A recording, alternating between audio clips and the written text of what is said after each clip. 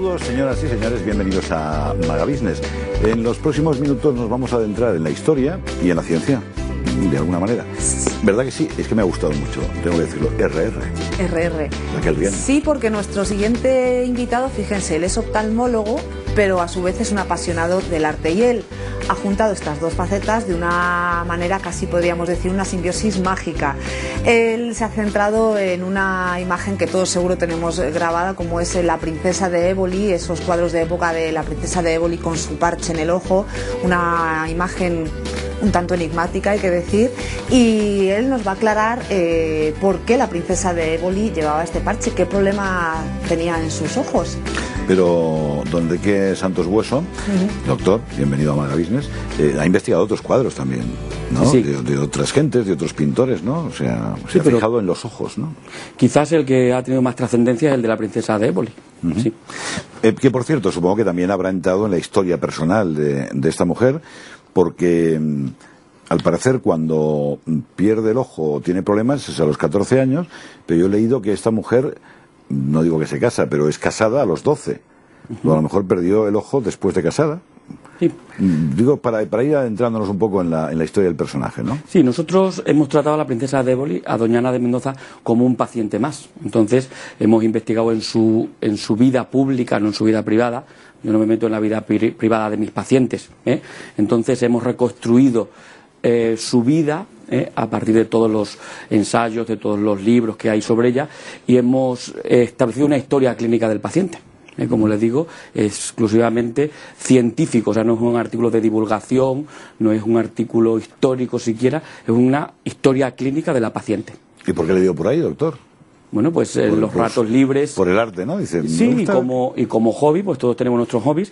Y luego, curiosamente, pues este hobby lo publicamos en revistas de investigación de oftalmología, en la sección histórica, y tiene mucha aceptación y a mis compañeros les interesa mucho. Pues es curioso, realmente. Sí, es curioso, ¿no? Sí. Bueno, pues esta mujer, por tanto, es evidente que las fotografías que tenemos o conocemos, no sé si habrá alguna más, ahí aparece con ese parche. Hay muchas cosas que comentar al respecto, ¿no? ¿A qué edad y por qué, o qué han deducido ustedes que pasó ahí en este caso? Bueno, realmente hasta la edad de los 13 años no hay ninguna referencia histórica sobre la patología de la princesa de Éboli. Pero por eso yo apuntaba el hecho de que por razones de aquellos tiempos, según he leído, ella se casa a los 12 años, durante los 5, estoy hablando yo de la vida, no sé si personal, tampoco demasiado, durante los primeros 5 años con su marido se ve poco porque tiene que estar destinado a no sé dónde, pero la mujer luego tiene 10 hijos, ¿no? Sí, pero vamos, el hecho es que se casa con 12 añitos de la época, que sería a lo mejor muy normal eso, pero con los dos ojos, me da a mí la impresión. En efecto, es muy frecuente que se casaran en esta época. Lo que se establecen son las capitulaciones matrimoniales entre la casa del infantado, entre sus padres y Ruy Gómez de Silva, que era su marido, que aunque de clase social inferior, lo presentó el mismo Felipe II porque era su privado. Entonces, en las capitulaciones, es decir, en el contrato que se establece, no hay ninguna referencia histórica que habría sido una evidencia sobre la princesa de Éboli. Hasta esa edad, por tanto, no tiene ninguna patología, estrabismos, leucocorias, patologías oftalmológicas que habrían sido una evidencia. Porque, por tanto, ustedes deben, supongo que a la hora de estudiar, dice, ¿por qué pierde? Porque hay gente que lamentablemente pierde el ojo. Imagino que la mayor parte de los casos, no todas por algún traumatismo y otras por alguna enfermedad, ¿no? En este caso ustedes deducen que es por un traumatismo o por una enfermedad, ¿no? Por lo que veo, ¿no? Porque es una mujer sana. Sí, hasta la edad de 13 años no presenta ninguna patología, por tanto ya descartamos un sinnúmero de patologías de la infancia. Entonces, lo que le ocurrió fue a partir de los 13 años. Existen muchísimas referencias históricas sobre que la princesa era tuerta, es decir, el término tuerto significa en el siglo XVI que está el ojo torcido, de ahí viene el origen etimológico del latín torquere, torcere, torcido. Entonces, la princesa tiene ojo, pero lo tiene torcido. Nosotros, a partir de su historia, desarrollamos una posible etiopatogenia de lo que le ocurrió. Como le digo, hasta los 13 años se descartan todas las patologías. Porque no pasaba nada, no había ojo torcido hasta los 13 años. En efecto. No hay ninguna referencia histórica, ni ninguno de sus biógrafos recogen patología alguna. Entonces, con esto ya descartamos muchísimas patologías de la infancia. ¿Qué pudo haber pasado? Bueno, según no hay, como les digo, ninguna referencia histórica, pero muchísimos testimonios sin base cierta, recogen la historia de un posible traumatismo jugando a esgrima con un paje. Es lo que se ha pasado de generación en generación. Nosotros sí creemos que puede ser un traumatismo de cualquier índole, pero posiblemente un traumatismo, por el estudio que hemos hecho de la patología. Sin especificar si fue con un pinchazo, o si fue un golpe, o no sabemos. Aunque todas las referencias apuntan hacia el traumatismo jugando a esgrima con un paje, lo que sí deducimos es que es un traumatismo. Eso para nosotros es muy importante, porque podría haber sido, por ejemplo, Gregorio Marañón recoge que podría haber sido una sífilis ocular en su libro Antonio Pérez del año 47. Nosotros descartamos patologías infecciosas, patologías inflamatorias, tumores, en fin, un trabajo, como les digo, científico. Entonces, bien, partimos de esa base. ¿Y qué ocurre? ¿Qué pasa en la fisonomía en los próximos años? ¿Qué análisis se puede hacer de esos cuadros que existen, o por lo menos uno muy conocido? Sí, nosotros, como le digo, lo que hacemos es una historia clínica de la paciente. Como si usted viene a mi consulta, al hospital, y le hacemos... ¿Qué hacemos primero? Unos datos de filiación. ¿Quién es la paciente? ¿Cómo se llama? ¿Su edad? ¿Hijos? Si está casada, soltera, si tiene hijos, etc. Segundo, los antecedentes personales del paciente. Nosotros nos basamos, evidentemente no le podemos preguntar a la princesa, pero nos basamos en todos los testimonios de la época que existen, contrastados científicamente e históricamente. Y después exploramos al paciente.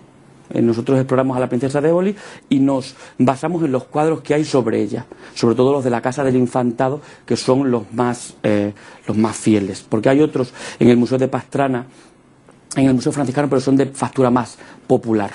Nos basamos sobre todo en los de la Casa del Infantado y analizamos, pues, como cualquier paciente, primero macroscópicamente lo que nosotros vemos, cómo está la estructura ocular, la cara, la órbita, todos los anejos oculares, y luego el parche que presenta la princesa de Éboli nos permite estudiarla a través de transparencia.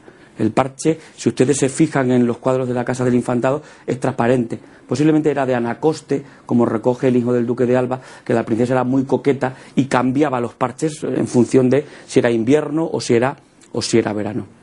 Pero entonces, ¿a través de ese parche se podía ver el ojo o no? Perfectamente, ahí lo puede usted ver. Bueno, se intuye más o menos. Se intuye, en efecto. Lo que pasa es que nosotros, sobre la base de etiopatogénica que suponemos que le ocurrió a la paciente, a nuestra paciente, pues sí podemos ver ciertas estructuras que se corresponden con nuestra hipótesis diagnóstica. ¿Iguales? Pues mire, por ejemplo, lo primero que usted puede ver, y todos los telespectadores... Los oyentes no, lamentablemente. Estamos saliendo por radio. Perdone. Intentamos explicarlo. Sí, pues si se dan cuenta, el arco ciliar, es decir, la ceja está mucho más baja de lo normal, toda la región periorbitaria es mucho más, está disminuida de volumen. Por ejemplo, si un niño pequeño, desgraciadamente, pierde un ojo, los especialistas en patología infantil tienen que poner conformadores de la órbita, porque igual que el niño va creciendo, necesita que el ojo, la estructura ocular, sirva de tutor para desarrollar el macizo facial. La princesa de Éboli, a esta edad, 13, 14 años, cuando pudo tener el traumatismo, ya era una adulta, ya tenía la estructura, el macizo facial desarrollado. Por tanto, nosotros vemos en la práctica diaria cómo, aunque el paciente tenga la estructura facial ya desarrollada, disminuye mucho el volumen de la grasa periocular. Un ojo que no ve se atrofia. Es lo que nosotros llamamos tisis bulbi. Pero ese ojo que evidentemente queda, ¿no? Pues si lleva una transparencia, es que habrá ojo. ¿Habría perdido volumen? Sí. Habría perdido volumen. En efecto, porque si hubiera perdido el ojo, podrían haber puesto algún tipo de prótesis. Sí, lo que pasa es que en aquella época la medicina era muy básica. Tenga usted en cuenta que eran emplastos, sanguijuelas y encomendarse al santo del día y poco más. Y poco más, ¿no? Entonces, ahí se puede observar cómo el ojo está, toda la estructura periocular disminuida de volumen. Podemos observar incluso cómo el ojo está torcido hacia adentro. Es lo que se llama una hipoendotropia, es decir, el ojo lo tiene torcido la princesa hacia adentro. Posiblemente este cuadro, si se da usted cuenta, está realizado en unos 30 grados con la cabeza girada para intentar disimular ese estrabismo. Si uno de frente tiene el ojo torcido, si mira un poquito de lado, pues puede disimular ese estrabismo del paciente. Ojo que no tendría movilidad, entiendo. posiblemente no, o muy poca. O muy poca, ¿no? Incluso Gregorio Marañón, que recoge el estudio de la princesa de Éboli en su obra en Antonio Pérez del año 47, también opina como nosotros, nosotros como él, que él es el maestro, que el ojo está en hipoyendotrofia, que es decir, torcido. O sea, ¿la conclusión cuál es? Entonces, ¿cuál sería el diagnóstico? Tenemos a la paciente en este caso, qué es lo que puede haber pasado y cómo transcurrió su vida con ese ojo, y además habría fases posteriores, porque esta mujer me parece que vivió unos 52 años. Sí, 51 años. 51 años. Entonces, ¿estaba bien de salud? ¿Es que cogería una infección? No sabemos, no sé qué dicen las crónicas. Era una paciente, una persona, con una salud importante. Tenga usted en cuenta que tuvo 10 hijos. 10 hijos. Y falleció a la edad de 51 años y los últimos 11 años estuvo presa. Felipe II decretó la muerte civil de la princesa. Por el tema de Antonio Pérez y toda la historia, todos esos contubernios. Eso es la vida privada del paciente. Bueno, es pública, hombre, es historia. O sea, otra cosa es lo que hiciera en las alcobas, ¿no? Nosotros no le hemos preguntado a doña Ana de Mendoza sobre eso. Entonces, tengan en cuenta, tuvo 10 hijos y todos de buena salud. Por ejemplo, la sífilis que apunta Gregorio Marañón como posible causante de esa patología no tiene demasiado sentido. Sería incompatible. Lo primero, habría participado otra parte de la en efecto. Claro. Muchos habrían muerto detrás, claro. Y todos fueron sanos. Creo que uno murió, que yo haya leído prontamente, y los demás pues todos siguieron sanos, su vida. Entonces, en función de eso, como le digo, nosotros descartamos pues mucha patología ocular, infecciosa, tumores. Si hubiera sido un tumor, habría desarrollado metástasis y habría fallecido. Entonces, es un artículo, como le digo, un artículo científico, no es un artículo de divulgación. ¿Sabemos de qué murió, por cierto, a esos 51 años o no? No, también hemos investigado y no padeció. Aparte de estar ahí encerrada y demás. Sí, en efecto, 51 años para la época, pues era una edad considerable, y gozó de muy buena salud hasta el final de sus días. Por tanto, hablamos de un traumatismo, en principio, ¿no? Que el ojo pues tenía poca movilidad, que estaba inclinado hacia el interior, y eso es lo que podemos deducir en definitiva. Sí, ¿no? Pero descartamos todos los procesos infecciosos, descartamos tumores, inflamaciones, uveitis, inflamaciones del ojo diversas. O sea que hemos hecho descartes, ¿no? En definitiva, ¿no? En efecto. O sea que, bueno, un traumatismo que le originó pues esa peculiar imagen que todos conocemos. Lo que habría que ver es que, dada la delicadeza del tipo de parche, cómo se lo pondría la mujer para que no se le moviera. En fin, eso ya formaría parte de... No sé cómo estaría cogido, vamos, o enganchado. Sí, pues, como analizamos también en el estudio el tipo de parche, con la estructura rígida y demás, que vamos, en fin, muchos pacientes llevan un parche por toreros que hemos visto recientemente incluso, y se manejan perfectamente. Supongo que la tendencia hoy en día, cuando se puede, pues se busca alguna otra solución, ¿no? De prótesis, cuando se puede, que no siempre se puede. Sí, lo que ocurre es que una prótesis pues siempre es un elemento extraño, en definitiva. Extraño, sobre todo psicológicamente para el paciente, es tener una prótesis, aunque estéticamente son, extraordinarias. Como les decía, también descartamos, porque hay algún grupo de autores del pasado que decía que la princesa de Éboli llevaba el parche por coquetería. Con este estudio también descartamos esa opción de que no era por coquetería, sino que existía una patología de base. A mí lo que me llama la atención es esa transparencia, ¿no? Porque no sé si eso es coquetería o no. En cualquier caso, tal y como está el ojo, no vería por ese ojo, ¿no? En efecto. Pues podía haber sido un parche opaco directamente, ¿no? Pero había ese toque de coquetería porque ojo tendríamos detrás. Pero usted no se ha quedado solo en eso, sino que ha investigado otros cuadros, ¿no? Sí, disculpe un segundito. Sobre el parche, mire, hay una cita muy curiosa que es de don Hernando de Toledo, el hijo del duque de Alba, que dice: anoche a la 1 estaban unas damas en una ventana tratando de qué traería el ojo la princesa de Éboli. La una decía que de bayeta, otra que de verano lo traería de Anacoste, que era más fresco. Eran unos tipos de tela fabricados en Normandía, entonces la princesa de Éboli cambiaba en función de llevo el vestido rojo, llevo el vestido verde, si hace frío, hace calor, ¿no? En efecto. Entonces la lana la menos tupida es la que nos permite ver la estructura ocular. A mí que no me había fijado nunca, es la verdad, pero viendo la fotografía de la princesa de Éboli, que es princesa por el marido, Éboli es un lugar de Italia, sí, por cierto, ¿no? Digo, porque duquesa de Éboli, que pinta Éboli, estamos hablando de castellanos, ¿no? Bueno, castellanos aragoneses, ¿no? Pues es por el matrimonio. Lo que me llama la atención, que no sé si era típico de la época, igual usted se ha fijado, ya que estudia los ojos, en las cejas que son como muy pinceladas, muy perfiladas, ¿no? Muy perfiladas. No sé si llevan la época o es que esta señora era muy coqueta, porque a lo mejor por esa época lo normal es que la gente fuera casi cejijunto, ¿no? Sí. No sé si sería muy... Era una mujer muy atractiva y muy guapa, ¿eh? O sea que, en fin, ella se cuidaba, ¿no? ¿Y qué otros cuadros le han llamado la atención? Porque he visto innumerables estudios, ¿no? ¿Cuál le llama la atención al margen de la princesa de Éboli?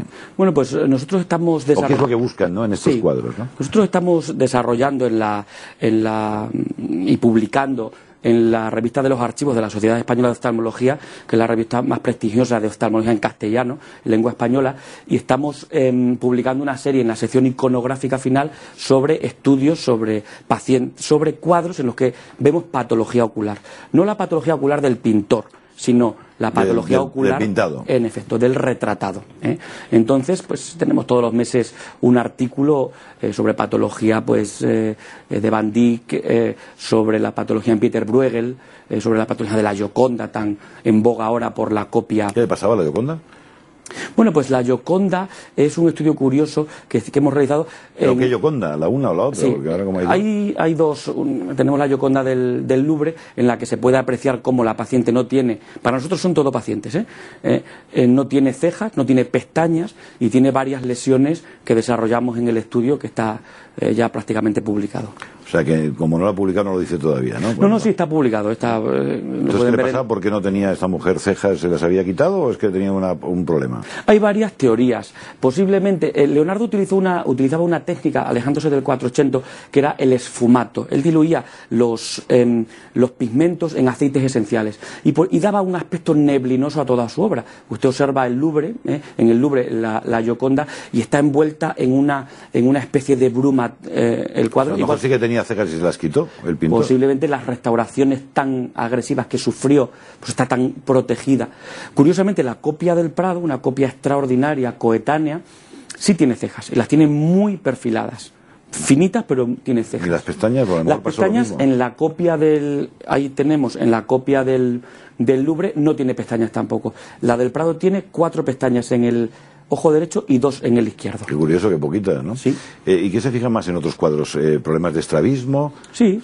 ¿Gente con pérdida de ojo? ¿Es muy común? Traumatismos, en fin. Sí. Bueno, en función del personaje, claro. En función supongo del que el pintor pintaría la belleza máxima, pero si es alguien que le encarga un retrato, pues tendrá que ajustarse a cómo era el paciente. ¿Y se da mucho el estrabismo en esas épocas pasadas? Sí. Y lo que ocurre es que intentaban disimularlo, pero hay muchas obras en las que se puede ver estrabismo del paciente, en este caso del retratado. Y al margen de estos dos, Gioconda y la princesa de Éboli, algo que le haya suscitado el interés, lo digo para ver futuros estudios, algún otro cuadro que esté ahí en el punto de mira, nunca mejor dicho. Pues mira, ahora estamos haciendo una serie sobre Rembrandt, sobre 3 cuadros de Rembrandt que tienen patología ocular evidente. Vamos a completar la serie de Pieter Bruegel con el cuadro que ha aparecido en el Prado, que es una suerte que todos tenemos a nuestro alcance. Y tenemos en mente, incluso estamos colaborando con el Thyssen también, que nos han cedido parte de sus fotografías gratuitamente para una obra de él. Y una última pregunta por curiosidad, supongo esto, yo no sé si se ve en la pintura o no, no es menos cierto que a partir de una cierta edad la gente pierde visión, estamos diseñados para eso. Eso se nota en los cuadros de la época, ahora pues ya la gente se pone lentillas, gafas y demás, se nota que la gente veía un poquito mal, que no lo tenía claro, en esas pinturas o no hay manera de saberlo. Sí, lo que pasa es que eso sería patología del pintor. El pintor, que nosotros no nos dedicamos a eso, pero tenemos compañeros, Carmen Fernández Jacós, que estudia desde el Hospital de la Paz este tipo de enfoque de la patología del pintor, cómo se expresa en la obra. Usted, por ejemplo, ve una de las marinas de Turner, de las de primera época, y los cuadros están perfectamente definidos.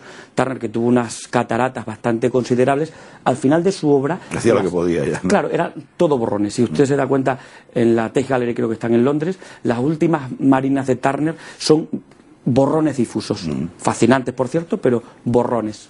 Bueno, es curioso, ¿no?, estudiar la visión, en este caso de los retratados, y también hay otros estudios de los que retrataban, y eso también trasciende en la pintura. Don Enrique Santos Bueso, gracias, doctor, enhorabuena por tener este hobby que, bueno, nos ilustra. Gracias a ustedes por su interés, porque realmente es un tema muy específico de oftalmólogos, de médicos, porque es, como les digo, no es de divulgación, son estudios científicos. Observen ustedes la vista, que falta nos hace. El futuro, me parece que el futuro va sin gafas ya, ¿no? Todo el mundo acabará con lentes interoculares o como se llame, intraoculares. Supongo que el futuro es ese, ¿no? Pues seguro que sí. Seguro que sí. Gracias, doctor. Gracias a usted. Un placer. Gracias. Esto es Maga Business.